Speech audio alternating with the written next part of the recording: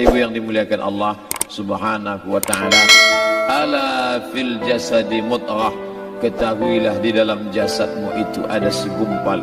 Idza saluhat, kalau dia baik, saluhal jasadu kulluh, yang lain ikut menjadi baik. Wa idza fasadat, kalau dia rusak, fasadal jasadu kulluh, yang lain ikut menjadi rusak. Di mana dia? Ala wahyal qalb, dia adalah hati. Maka yang pertama kali menghitam itu apa kata Allah? Kalla balrana, ada satu titik hitam. Ala qulubihim, ada satu titik hitam di dalam hati mereka. Ketika satu titik dibiarkan berubah menjadi dua titik, dua titik dibiarkan berubah menjadi tiga titik, 5 titik, 10, 100, 1000, maka dia pun menjadi hitam semuanya. Ketika hati sudah hitam, maka itulah azab di atas azab.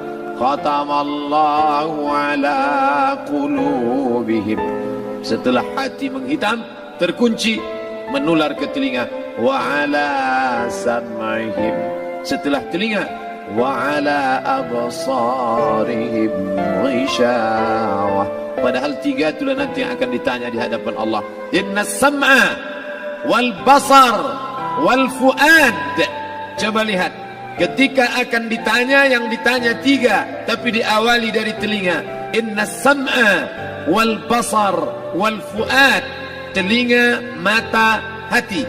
Tapi ketika terkunci, yang duluan dikunci hati. Khatamallahu ala qulubihim wa ala sam'ihim wa ala absarihim.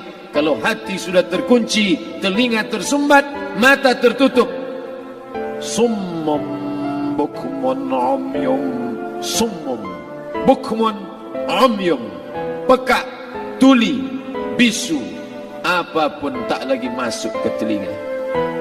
Malam ini kita menyadarkan diri kita. Pada saat selesai salat, astaghfirullahalazim, tidak ada yang paling bersih, dia bersih.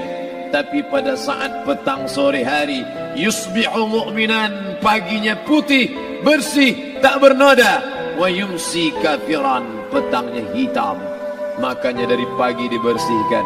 Salat subuh bersih, salat zuhur bersih, condong matahari salat asar bersih, tenggelam matahari salat maghrib bersih, sempurna gelap malam salat isya bersih, tengah malam bangun tahajud munajat, di tengah malam orang tertidur.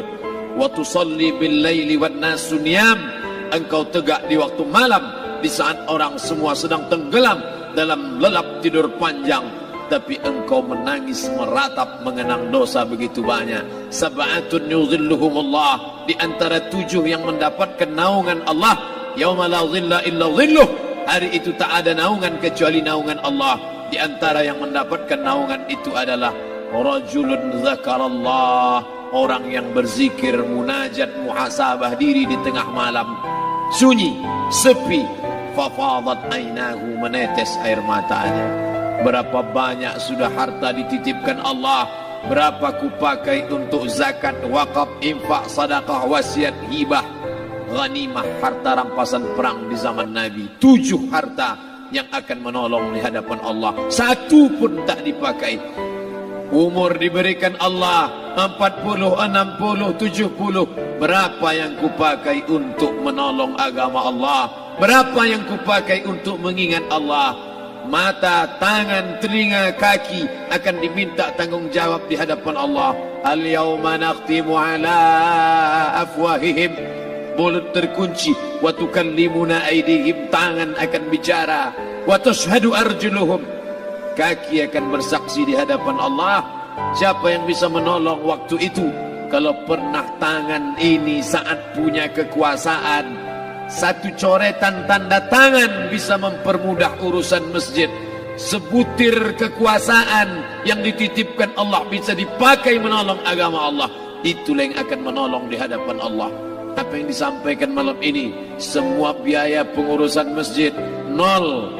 Itulah sesungguhnya yang akan menolong di hadapan Allah. Adapun harta yang disimpan, tabungan, deposito, tanah, rumah, kendaraan, semua akan tinggal menjadi harta warisan. Istri mengambil 1/4 kalau ada anak, kalau tak ada anak istri mengambil 1/8. 1 miliar 125 juta bulan untuk istri. Kalau dia tak tahu hukum gonogini, kalau dia tahu gonogini, dia tuntut ke pengadilan, dipotong lagi menjadi 2, 500 untuk dia.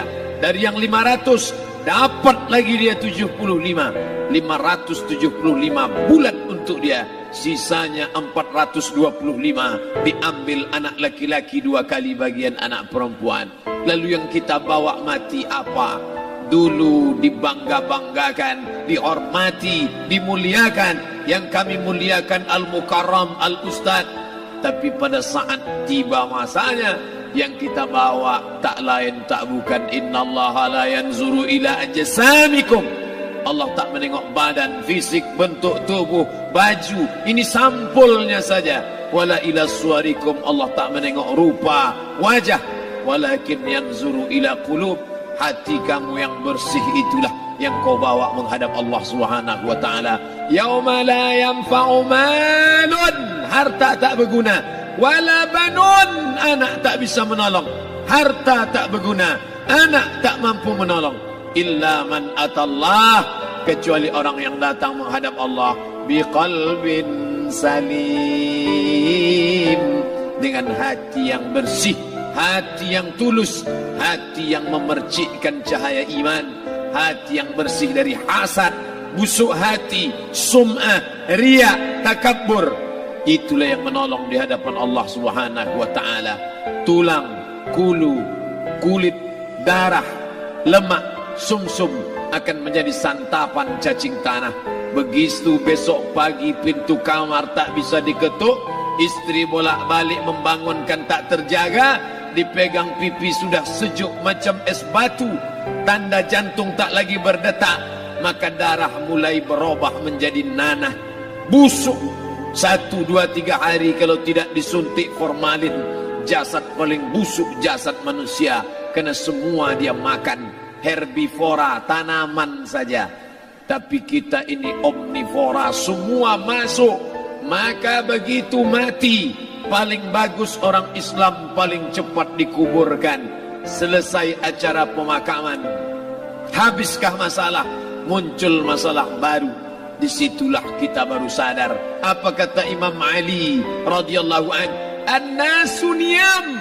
Semua manusia waktu hidup itu tidur. Bapak tidur, ibu tidur, saya tidur. Semua orang waktu hidup itu tidur. Falamma matu, ketika dia mati, disitulah dia baru terjaga dari tidur panjang. Saat Israel mencabut nyawa, ditarikkannya adalah satu centapan yang kuat. Disitulah kita baru terjaga dari tidur panjang. Betapa aku meninggalkan salat, betapa aku tak berzakat, betapa dulu kekuasaan. Aku lulus umur 30, pensiun 58, 28 tahun apapun tak pernah kubuat untuk agama. Sibuk membesarkan anak, sibuk mengurus warisan. Anak pun tak ingat dengan kita, karena kita lupa menanamkan pendidikan agama di dalam otak kepalanya.